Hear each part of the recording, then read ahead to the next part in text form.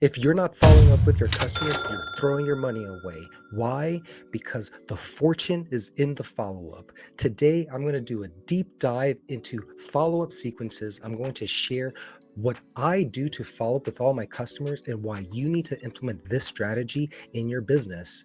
The fortune is in the follow up. Your leads are worth more than gold, why you can't afford to ignore them. A lot of what I'm talking about is based off of this book, No BS Direct Marketing for Non-Direct Marketing Businesses, 4th edition by Dan Kennedy. He has rule number 6, there will always be follow-up. Acquiring a customer is the most expensive activity you do as a business. Just imagine everything that goes into actually acquiring a customer. Your advertising and marketing, your communications to customers, your thought process to make your ad creative, your branding, lawn signs, pamphlets, business cards. You put so much time and energy into acquiring a customer. It really is the most expensive activity you do as a business owner. You pay a price for every website visitor, every text, every message on social media, every phone call. Doing nothing is flushing money down the toilet. Leads go cold really fast. Following up ensures you're reaching people while they're still interested. Just think about your own buying behaviors. Most of us are super impulsive buyers. If we don't get something right now and we wait a couple of days or a couple of weeks, we tend to just let that go. So you always want to stay on top of your customers when they first reach out to you. Ad costs will continue to increase. This is just the nature of media in general, from radio ads to infomercials on TV, all the way to social media and now TikTok. The cost to advertise on these different medias and platforms will continue to go up and up over time. But if you convert 33% of your leads through follow-up, you're lowering your customer acquisition cost by 1/3. For example, if you spend $1,000 on marketing and you acquire 10 customers, your customer acquisition cost is $300. But if you spend that same $1,000 on marketing and you acquire 13 customers because you did follow-ups on some of the people who didn't respond to you, your customer acquisition cost is $230.77. So using the same amount of money, you're able to get more out of your customer list because you're following up with them. All in all, the true value of a lead is only unlocked through persistent, well-timed follow-ups. I'm going to share with you 2 of my follow-up sequences that I've implemented with my Pooper Scooper business. The first one is my lead follow-up process. So when I send a quote out to a customer, the very first thing that happens after I send the quote out, they immediately get an email and a text. The text says, "Hi, first name, this is Salazar Scoops. We sent you a quote for our scooping services for your review and approval." And the email says, "Hi, first name, thank you for reaching out. For the scooping services requested, a deposit amount is required to secure your spot on the schedule. Please accept the quote if you'd like to move forward with your booking appointment." If they don't say anything to that quote, or if they don't approve it, it goes into this cycle where, pending the approval of the quote, does the customer approve the quote? If yes, then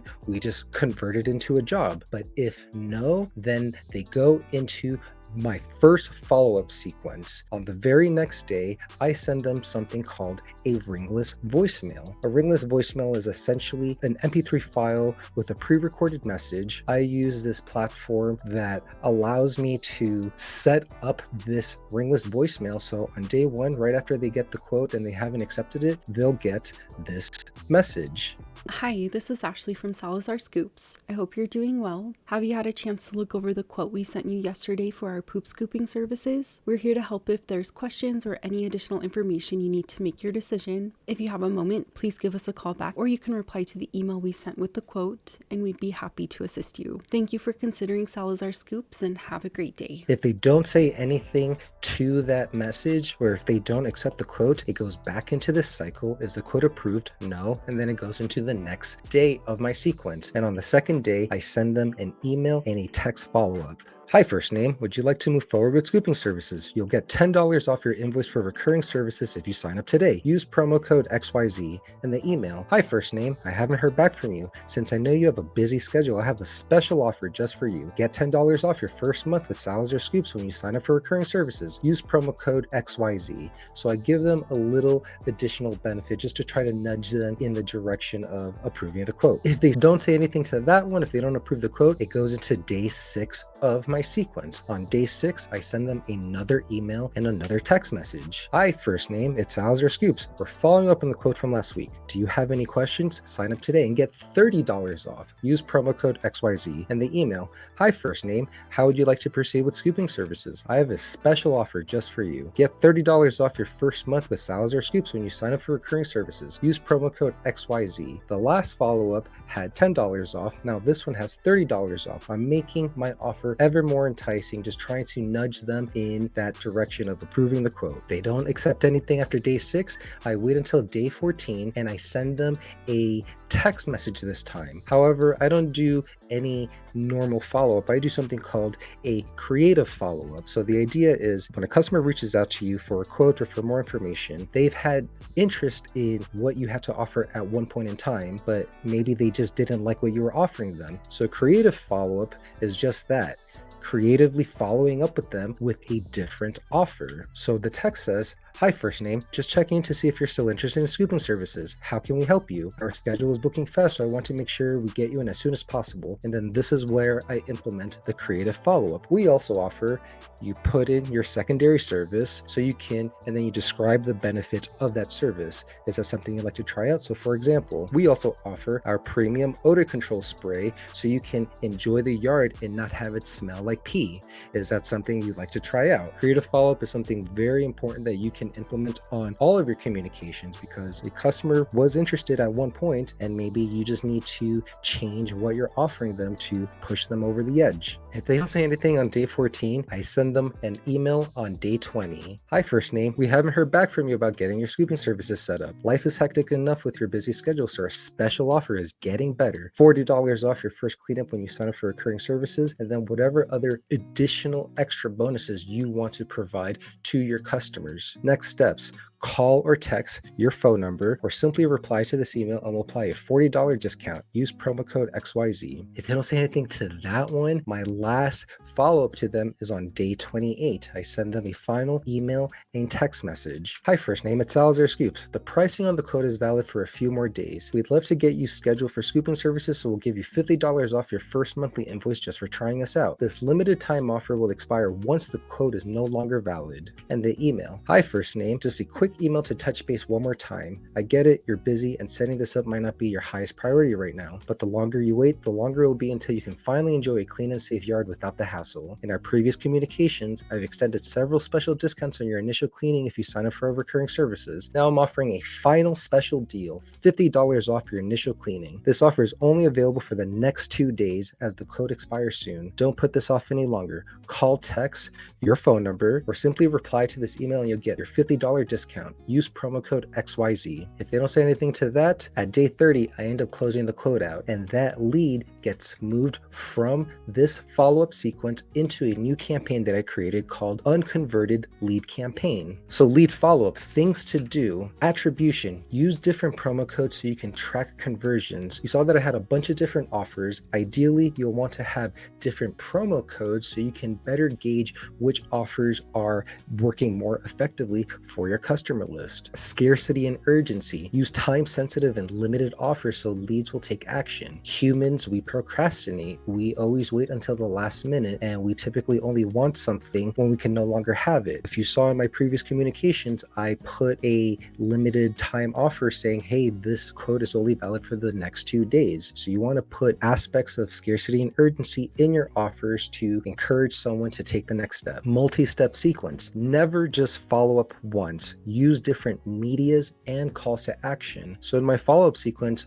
what are the medias I'm using? I'm using text, I'm using email, and I used a ringless voicemail. Different customers will respond to different types of medias. With your follow-up sequences, you want to think through what are the media types your customer list will more effectively respond to and use that media to talk to them and focus on emotions. Mention their specific needs and the benefits of your offer, not what you do. You want to say that when you're scooping, you're helping them save time back in their day. You're helping them save their back from unnecessary pain. They can enjoy their life with their family and loved ones without having to worry about the mess in the yard. These are the benefits your customers will have working with you instead of you just saying, I scoop dog poop.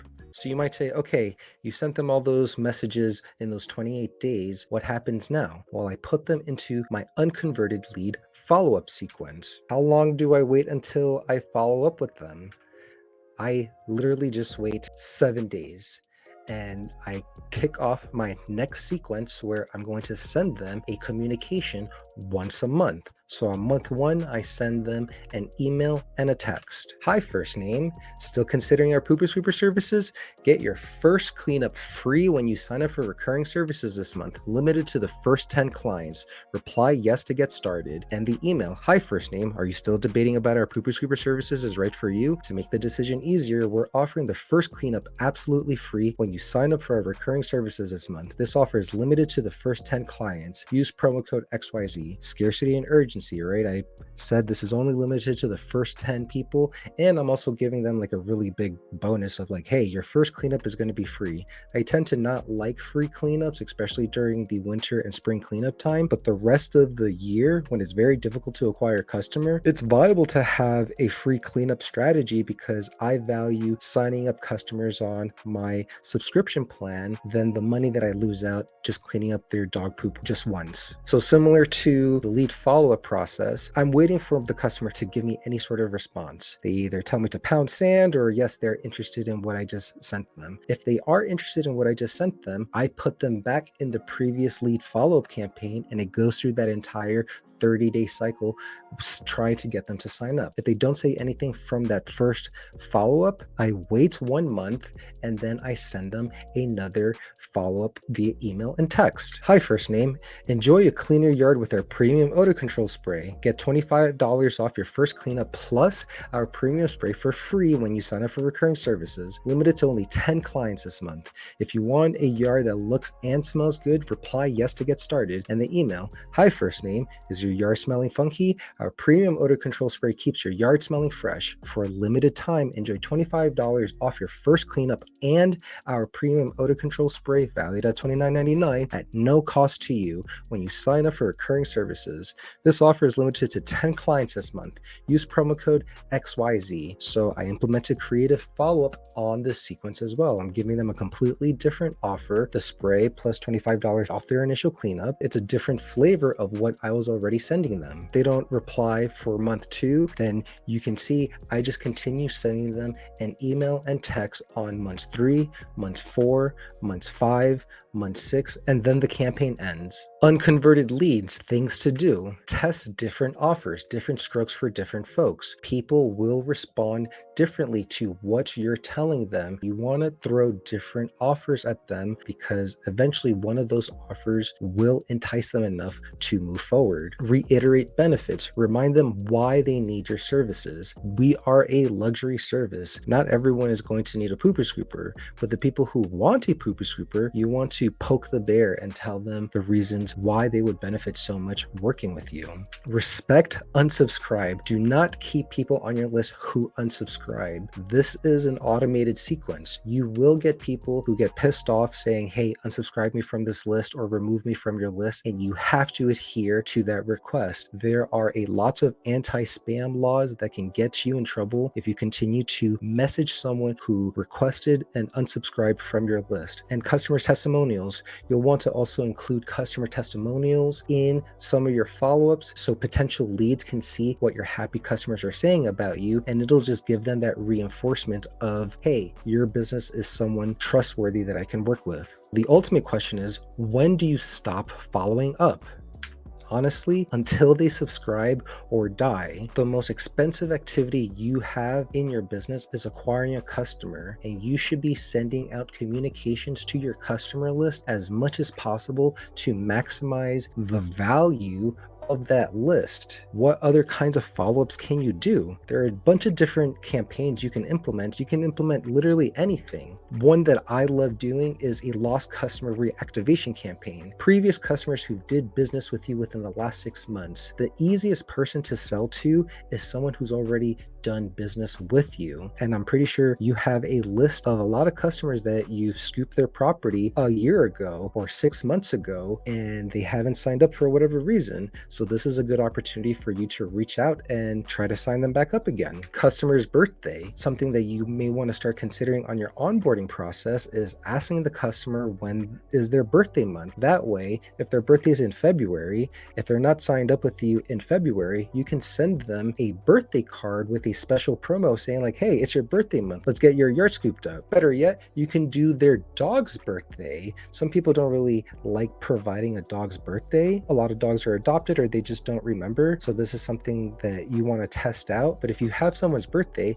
you have 2 additional touch points you can do. You can message them on their birthday, and you can message them 6 months before their birthday on their half birthday. So that gives you 2 additional opportunities to try to close a lead that's on your list. Review request. Everything that I've talked about has been for leads, but you can also implement a lot of follow-up campaigns for gathering reviews for your business. I use NiceJob to gather reviews, and I have an automation where within 14 days after I did their first appointment, they'll receive 1 text message and 3 emails, all with different calls to actions and encouraging them to leave me a review. And it's been working out really well. And something that a lot of people should start implementing with their own marketing strategy is either weekly or monthly newsletters, physical or email newsletters. That allows you to continue to touch base with your customers, stay on top of mind, give them a little bit of a story about you, things that are happening to you in your life, things that you're looking forward to, activities or events that you're a part of. A newsletter is a great way to stay on top of people's mind. So how do you start follow-ups?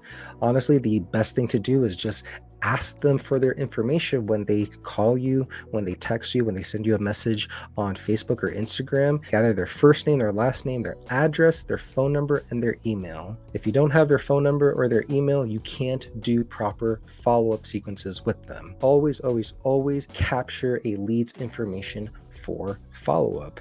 And you'll want to do easy lead capture through an intake form. There are a lot of CRMs out there that already have an intake form functionality available for you. I primarily use Jobber for my Pooper Scooper business. CRMs are a perfect tool to help you build out your customer list for future outreach. And with the CRM, you can automate workflows to help you save time and energy managing your business. I use Jobber as my CRM of choice. This has been an instrumental tool for my success as a Pooper Scooper. You have this awesome dashboard that helps you break down the different requests, quotes, jobs, and invoices that you have pending. All of the automations that I've talked about is because of my integrations that I have through Jobber using this platform called Chirp. If it wasn't for Jobber, I wouldn't have made more than 6 figures with my pet waste removal business this year. So if you want to try out Jobber, make sure you go to